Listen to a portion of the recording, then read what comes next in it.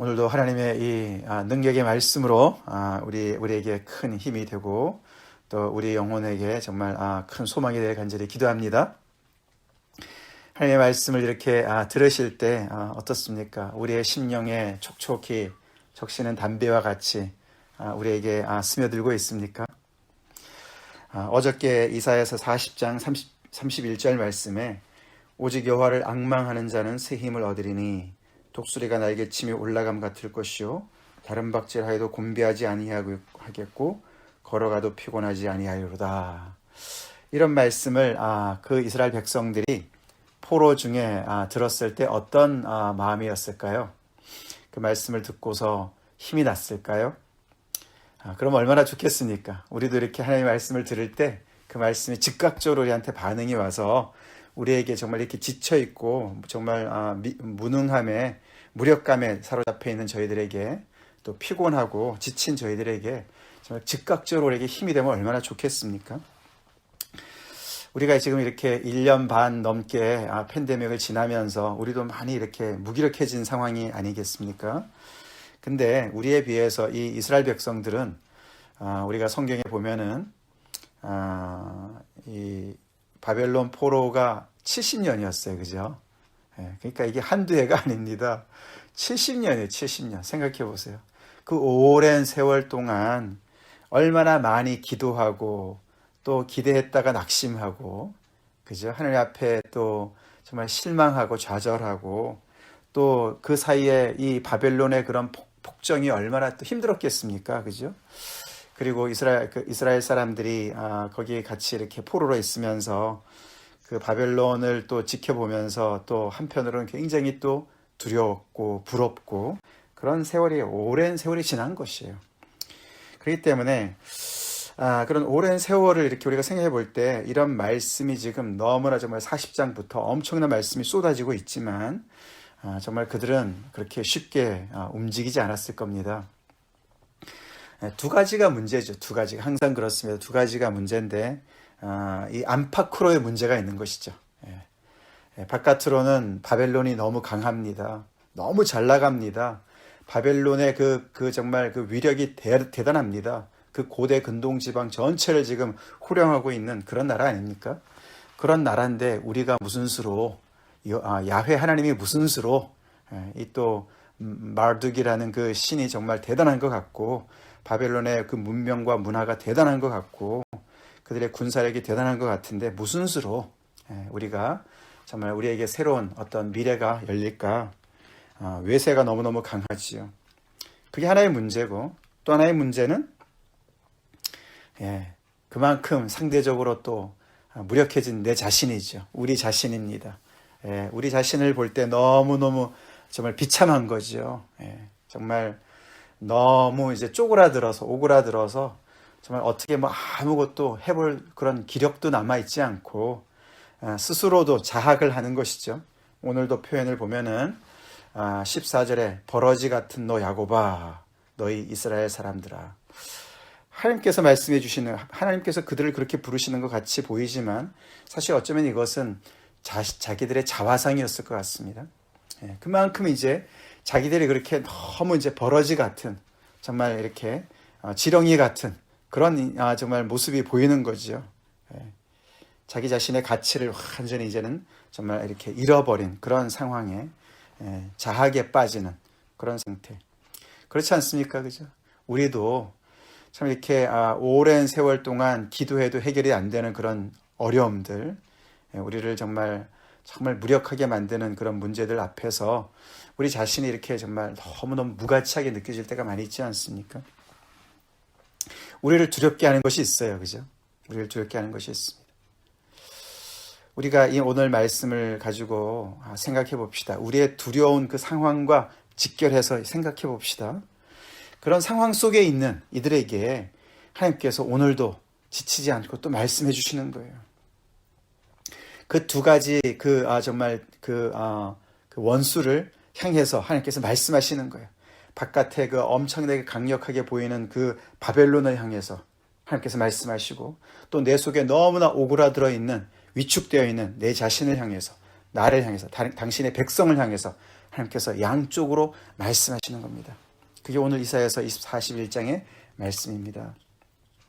먼저 1절부터 우리 7절까지 이 바깥을 향한 말씀입니다. 그 말씀의 배경은 어떻게 보면 재판석에서 이제 벌어지는 것 같습니다. 하나님께서 호출하십니다. 섬들을 호출하시고 민족들을 호출하십니다. 열방들을 호출하셔서 너네가 판단해봐라. 그렇게 이야기하십니다. 그러면서 여기에서 야훼 하나님과 이 바벨론과 바벨론의 신들과의 그런 어떤 그런 재판을 벌이고 있는 것과 같습니다. 그래서 판단을 섬들이 또 민족들이 하라고 얘기하면서 거기에 이제 이 이스라엘 백성들을 어떻게 보면은 관람석에 초대하는 것과 같습니다. 너희들이 잘 보고 어떤 판단이, 어떤 재판이 평결이 이루어지는지를 너네가 한번 봐라. 그래서 정말 너희들이 그렇게 정말 두려워하고 너희들이 그렇게 정말 굉장하게 생각하는 그 바벨론과 바벨론의 신들이 나랑 비교해 봤을 때 어떤 존재인지를 너희들이 알아라. 그렇게 얘기하는 것 같은 그런 상황으로 말씀이 전개가 됩니다. 그러면서 하나님께서 질문을 던지시죠. 누가 동방에서 사람을 일깨워서 공의로 그를 불러 자기 발 앞에 이르게 하였느냐. 누가 이런 일을 행했느냐. 그렇게 얘기합니다. 질문을 던집니다. 자, 여기에서 동방에서 사람을 일깨웠다. 누가 어떤 한 사람을 일깨워서 그 사람이 결국은 이 지금의 이렇게 너무나 정말 전혀 오랫동안 영생토록 이 바벨론이 통치할 것 같은 그런 세상의 그런 국제 정세를 뒤집어 놓는 사람이 있는 거예요. 그 사람이 나타나서 동방에서부터 나타나서 그가 어떻게 됩니까? 열국을 그 앞에 다스립니다. 그가 다스립니다. 그가 왕들을 다스립니다. 그리고 그의 칼에 티끌같게 그런 모든 열국들이 왕들이 무릎을 꿇습니다. 그의 활 앞에 불리는 초계같이 다 날아가는 그런 한 사람을 누가 세우는 거예요. 누가 세웠느냐? 이 누굴까요? 동방에서부터 나와서 바벨론을 뒤집어 엎은 그 인물이 누굽니까? 그게 바로 페르시아 제국을 시작한 고레스 왕인 거예요. 고레스 왕이에요. 누가 그 일을 행하였느냐? 그렇게 질문합니다. 이 일을 누가 행하였느냐? 누가 이루었느냐? 누가 처음부터 만대를 불러내었느냐? 거기에 질문한 다음에 답을 하시죠. 나 여호와라. 내가 했다, 내가. 그게 세상에 그냥 정세가 그렇게 흘러가서 바벨론의 국군이 다 해서 그냥 페르시아가 어떻게 하다가 거기서 그냥 패권을 잡은 것이 아니다. 나 여호와가 그 모든 것을 계획하고 그래서 내가 고레스 왕을 동방에서 불러내서 이 정말 교만하고 오만한 이 바벨론을 그렇게 응징한 것이다. 라고 얘기하는 것이. 나 여호와라. 그러면서 처음과 나중이 된다라고 얘기하시죠. 처음에도 나요. 나중 있을 자에게도 내가 곧 그니라. 그렇게 여호와께서는 이 재판석에서 당신의 케이스를 이야기하셨습니다. 나는 이런 사람이다. 나는 이런 신이다. 사람이 아니죠. 신이다. 그렇게 말씀하시는 거죠. 그럼 거기에 반해서 바벨론은 뭐냐? 바벨론의 신들은 뭘 했느냐? 거기에 대답이 몇 절부터 나옵니까? 5절부터 나오죠. 거기에 비해서 이들은 어떻게 합니까? 너무나 두려워합니다. 섬들이 보고 두려워하며 땅끝이 무서워 떨며 함께 모여와서 각기 이웃을 도우며 그 형제에게 이르기를 너는 힘을 내라 하고 목공은 금장색을 격리하며 망치로 고르게 하는 자는 매질꾼을 격리하며 이르되 땜질이 잘 된다 하니 그가 못을 단단히 박아 우상을 흔들리지 아니하게 하는도다. 결국 이것이 바벨론과 바벨론의 신들이 그 재판석에서 내놓는 그들의 케이스예요. 그들의 주장이에요. 결국 뭡니까? 하나님께서 세우신 이 고레스 왕 앞에서 너무나 두려워하는 것이죠. 그래서 이 바벨론뿐만 아니라 저쪽 멀리 그리스에 있는 섬들까지도 다 두려워하면서 땅끝이 다 두려워하고 무서워하면서 이 하나님께서 여호와께서 세우신 이 도구인 고레스 앞에서 벌벌 떠는 겁니다. 그러면서 그의 서로가 자기들끼리 격려를 합니다. 너는 힘을 내라. 안위를 시킵니다. 그러나 그들의 격려는 근거 없는 격려죠. 결국 그들이 고작 얘기하는 것은 우리가 괜찮을 거야, 잘 될 거야. 그 정도밖에 얘기가 안 되는 것이죠. 그러면서 그들이 어떻게 합니까? 우상을 세워 만듭니다. 그들이 스스로가 힘이 부족하니까 우상을 세워 만드는데 어떻게 해요? 집에서 만들죠. 그래서 목공과 금장색과 땜질하는 사람들이 모여서 열심히 만들어서 단단히 못을 박아서 우상이 흔들리지 않게 붙잡습니다. 세웁니다. 그렇게 인간의 손으로 만든 우상이 무슨 힘이 있겠습니까? 그 실체가 바로 바벨론이고 바벨론의 신들이다라고 고발하는 겁니다. 그러니까 그 재판석에서 맨정신이라면 무슨 결론을 내려야 되겠습니까? 어떤 재판을 내려야 되겠습니까? 당연히 여호와의 손을 들어야 되겠죠? 이분이야말로 진정한 하나님이시구나. 진정한 신이시구나.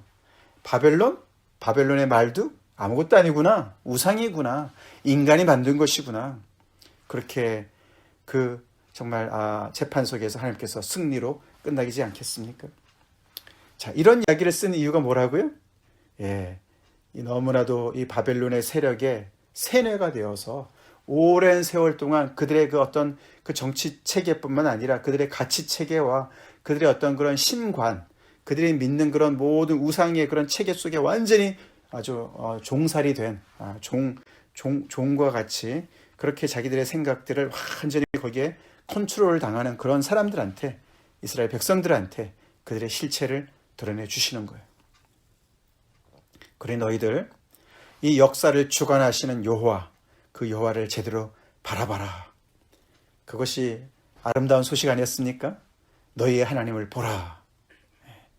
너네가 지금까지 이렇게 무기력하게 70년 동안 바벨론에서 포로 생활한 것은 너희의 불순종의 대가이지, 너희들의 노역의 때지, 하나님이 무능해서가 아니다. 이스라엘의 신들이 강해서가 아니다. 이 바벨론의 신들이 하나님보다 더 강해서가 아니다. 착각하지 말아라. 그렇게 해서 그들의 그 생각들을 뒤집어 놓는 그런 말씀을 먼저 깔아놓습니다. 그 다음부터 8절부터 오늘 끝절 20절까지는 이제 그들의 내면의 문제를 다루시는 내용입니다. 그들이 그 마음속에 하나님을 향해서 정말 시험 든 마음도 있고 섭섭한 마음도 있고 하나님으로부터 버림받았다는 그런 어떤 소외감도 있고 또 스스로를 너무 자학하고 정말 그렇게 자신을 너무나 비하하는 그런 모든 마음들, 열등감들, 그런 모든 마음들, 그런 마음들을 다루시는 이야기가 나옵니다. 하나님 바쁘세요, 그죠? 바깥으로도 향하시고 안으로도 향하십니다. 자, 그러면서 8절에 그러나 나의 종 너희 이스라엘아. 자, 이렇지만 그러나 너희들은 다르다. 그러면서 이 정말 하나님의 특별 정말 관심의 대상인, 사랑의 대상인 당신의 백성들을 향하십니다. 나의 종 너 이스라엘아. 내가 택한 야곱아. 나의 벗 아브라함의 자손아. 그러시면서 그들의 뿌리를 열거하시죠. 그들의 뿌리를 언급하십니다. 왜요? 언약이 거기서부터 출발했기 때문에, 그렇죠? 너희와 나의 관계는 이렇게 오래된 거야. 하나님께서 말씀하시는 거죠. 그러면서 그들의 정체성을 다시 정말 언급하시면서 그들에게 상기를 시켜주는 것이죠. 너희들은 이런 존재야. 내 앞에서 이런 존재야. 너희 스스로가 아무리 다르게 생각하고 세상이 그렇게 안 본다 할지라도 너희는 나에게 이런 가치가 있는 존재야. 이런 대상이야. 라고 하나님께서 말씀해 주십니다. 아멘이시죠? 하나님 앞에서 우리의 정체성이 확실합니까? 하나님께서 그렇게 말씀하시는 거예요. 아브라함의 이야기를 하시고 야곱의 이야기를 하십니다. 창세기 이야기를 하시는 것이죠. 하나님은 잊지 않으신 것이에요. 지금 현실은 그것이 완전히 정말 무효화된 것 같고 그것은 옛말이 된 것 같고 지금은 완전히 하나님과의 언약이 완전히 끊어진 것 같지만서도 하나님은 그것을 잊지 않으셨다는 것이죠. 그리고 하나님 앞에서는 그것이 무효화된 것이 아니라고 말씀하시는 것이죠. 지금 현재 우리 형제 자매들 어떤 상황에 처해 있습니까? 하나님의 자녀인 것 같은 그런 신분이 정말 무색할 정도로 우리가 정말 멀리 하나님으로부터 떠나 있는 것 같습니까? 하나님의 정말 그런 사랑과 돌봄을 받지 못하는 상황인 것 같습니까? 심한 고통 중에 어려운 중에 있는 것 같습니까? 오늘 이 하나님의 말씀을 들읍시다. 여전히 하나님은 우리를 당신의 종이라 그러고 당신의 백성이라 그러고 하나님께서 택하신 그런 자녀라고 말씀하십니다. 아브라함의 자손이 되고 나의 벗이라고 말씀하시는 이 말씀 우리가 들읍시다. 내가 땅 끝에서부터 너를 붙들며 땅 모퉁이에서부터 너를 부르고 내게 이르기를 너는 나의 종이라. 내가 너를 택하고 싫어하여 버리지 아니하였다. 너네 스스로가 그렇게 믿으려고 그러고 다른 사람들이 그렇게 얘기한다 그래도 아니야. 그게 사실이 아니야. 하나님이 너희를 버렸다고 얘기하는 그런 거짓말 듣지 마라. 나는 너희를 버리지 않았어. 너희들을 버리지 않았어. 단지 너희들이 징계를 받고 있는 중이야. 그렇게 말씀하시는 것이죠. 위에서는 사람들이 우상을 붙들었습니다. 그죠? 흔들리지 않게 단단히 못을 받고 붙들었습니다. 그러나 여기서는 아니 내가 너희를 붙들고 있어. 너희가 나를 붙드는 것이 아니라 너희가 붙들어줘야 내가 가만히 정말 안정되게 있는 것이 아니라 내가 너희를 붙들고 있어. 그렇게 얘기하십니다. 그러면서 10절에 정말 우리가 많이 외우는 말씀 아닙니까? 너무나 강력한 하나님의 말씀이 나옵니다. 그렇기 때문에 두려워하지 말라. Do not fear. 두려워하지 말라. 우리 구약의 신약의 하나님의 복음 중에 복음인 말씀의 그 특징이 뭡니까? 두려워하지 말랍니다. 아멘이시죠? 두려워하지 말라. Fear not. Fear not. 두려워하지 말라.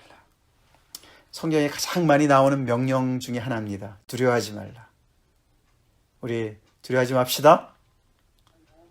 우리 현실 속에 지금 나를 두렵게 하는 그 어떤 상황 속에서도 이 오늘 하나님의 말씀을 아멘으로 받읍시다. 두려워하지 말라. 우리가 1년 넘게 이렇게 팬데믹을 지나면서 우리를 두렵게 하는 일들이 많이 생겼습니다.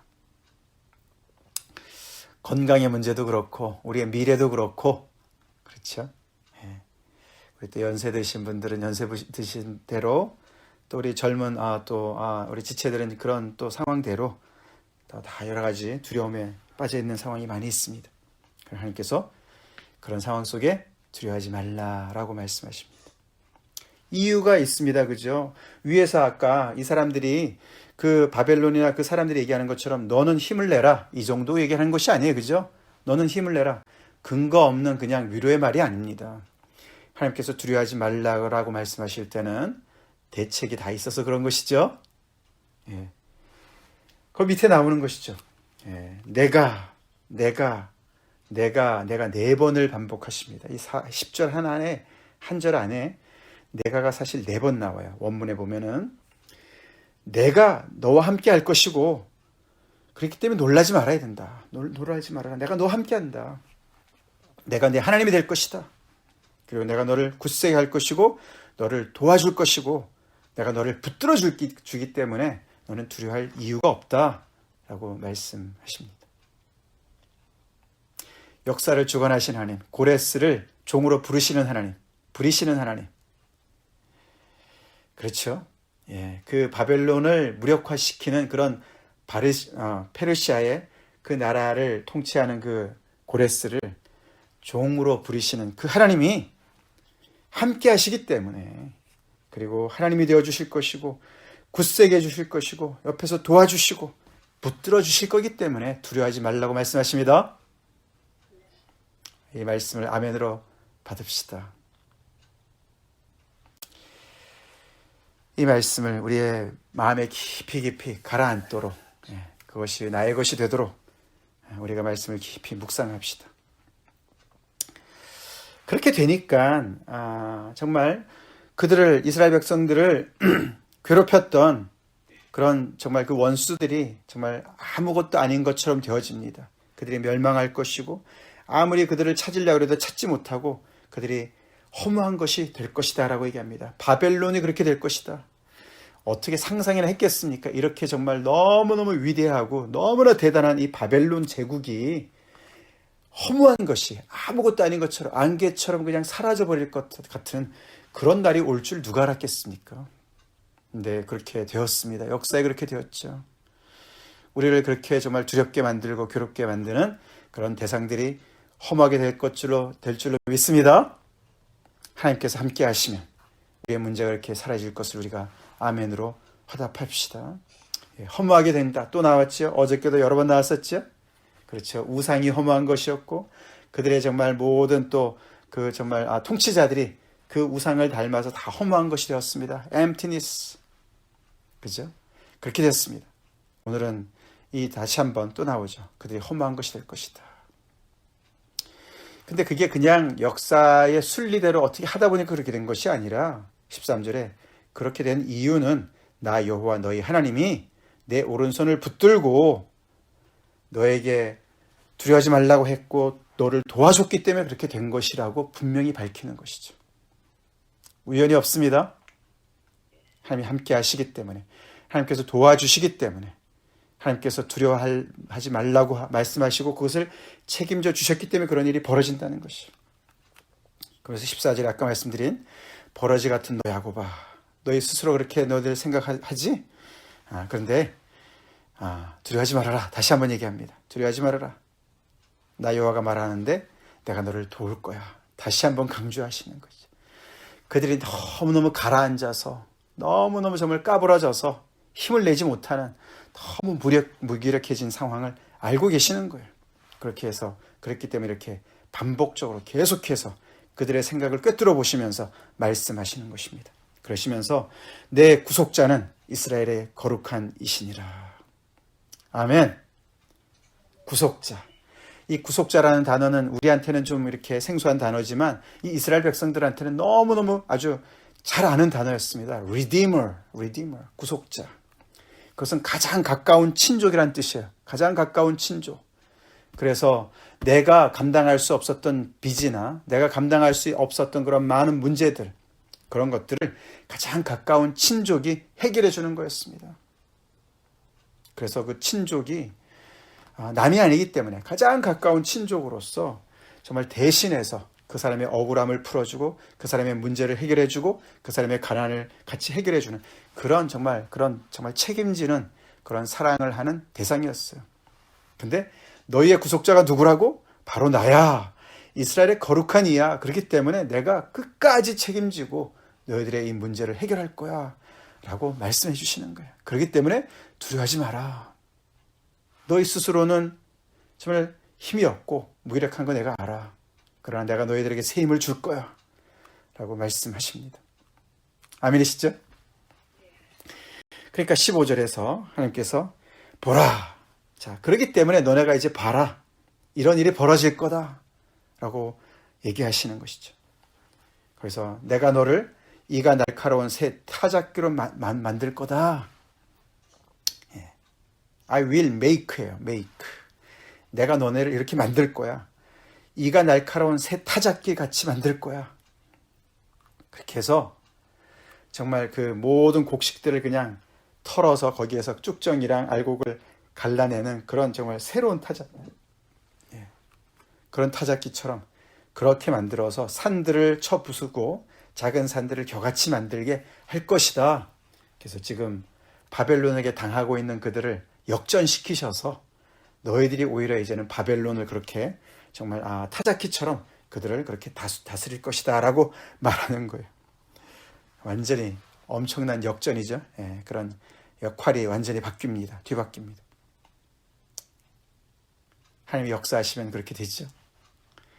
낮은 자를 높이시는 하나님이시죠. 교만한 자를 낮추시는 하나님이시죠. 그런 역사를 이루실 거라고 말씀하십니다.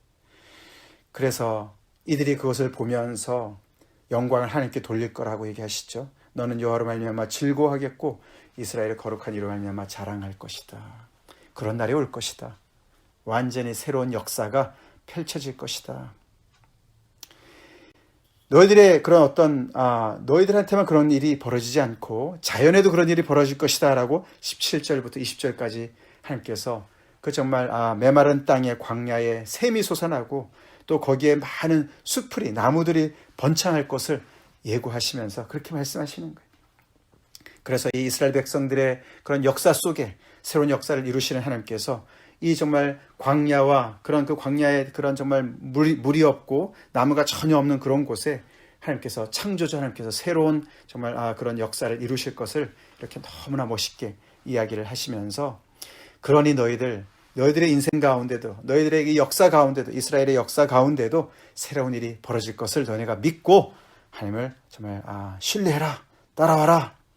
그래서 결국에는 그때는 이 정말 천지가 바뀔 때는 20절, 너네만 그렇게 하는 것이 아니라 무리가, 온 세상의 무리가 보고서 여호와를 찬양할 것이라고 얘기하는 것이죠. 여호와의 손이 지으신 바요 이스라엘 거룩한 이가 이것을 창조하신 바인 것을 그들이 깨달으면서 함께 그것을 헤아려 보면서 이해하면서 하나님께 영광을 돌릴 것이라고 이야기하고 있는 것이죠. 정말 이사야서 놀랍습니다. 그죠? 그 하나님의 말씀의 정말 그 상상력이 너무나 뛰어납니다. 여기 17절부터 20절까지 말씀은 우리가 전에 암송했던 이사야서 35장 말씀과 너무나 연결이 되어지죠. 그죠? 35장에 우리가 그때 읽었지만, 광야와 메마른 땅이 기뻐하며 사막이 백합화같이 피어 즐거워하며, 그렇게 쭉 나오다가 그 6절 뒷부분에, 그죠? 이는 광야에서 물이 솟겠고 사막에서 시내가 흐를 것임이라. 뜨거운 사막이 변하여 못이 될 것이며 메마른 땅이 변하여 원천이 될 것이며. 할렐루야. 하나님께서 손발을 걷어붙이시고 역사하시면 이런 놀라운 일이 벌어지죠. 이런 놀라운 일이 벌어지죠. 그런 놀라운 일이 우리 인생 가운데도 벌어지는 것을 여러분 믿습니까? 우리 가운데도 이런 놀라운 일이 벌어질 것을 하나님께서 원하시면 벌어질 것을 여러분 믿습니까? 우리 자신만을 바라보고 문제만을 바라보면은 우리는 거기서 헤어날 길이 없습니다. 오늘 하나님께서 안팎으로 말씀하십니다. 우리의 문제보다도 크시고, 우리 자신이 우리 자신을 볼 때 너무나 정말 무력한 것 같은, 내 안에 아무것도 없는 것을 보는 그런 우리 자신을 보면서 하나님께서 우리 자신에게도 정말 용기를 내라고, 우리와 함께 하신다고, 도와주시겠다고, 두려워하지 말라고 말씀하시는 그 말씀을 붙잡고 우리 있는 자리에서 일어섭시다. 다 같이 기도하시겠습니다. 하나님 감사합니다. 오랜 세월 동안 낙심해서 절망 가운데 있었던 이스라엘 백성들을 하나님의 놀라운 능력의 말씀으로 자상하시고 그들의 입장을 다 헤아리셔서 이렇게 반복적으로 계속해서 말씀하시는 하나님의 말씀을 오늘 우리의 상황 속에 아멘으로 화답하기 원합니다. 하나님, 저희 또한 많은 아버지 두려움 속에, 바벨론과 같은 그런 아버지 위세 속에 짓눌려서 아버지 우리 스스로를 지렁이같이 아버지 하나님의 정말 느낄 때가 많이 있습니다. 하나님, 안팎으로 있는 아버지 원수들을 아버지 하나님의 오늘 말씀으로, 아버지 하나님의 정말 우리가 아멘으로 화답함으로 거기서부터 정말 아버지 일어날 수 있게 도와주시고, 하나님께서 정말 아버지 우리를 도우시고 우리의 구속자 되심을 우리의 삶 속에서 경험적으로 알고 고백하는 날이 오길 간절히 기도합니다.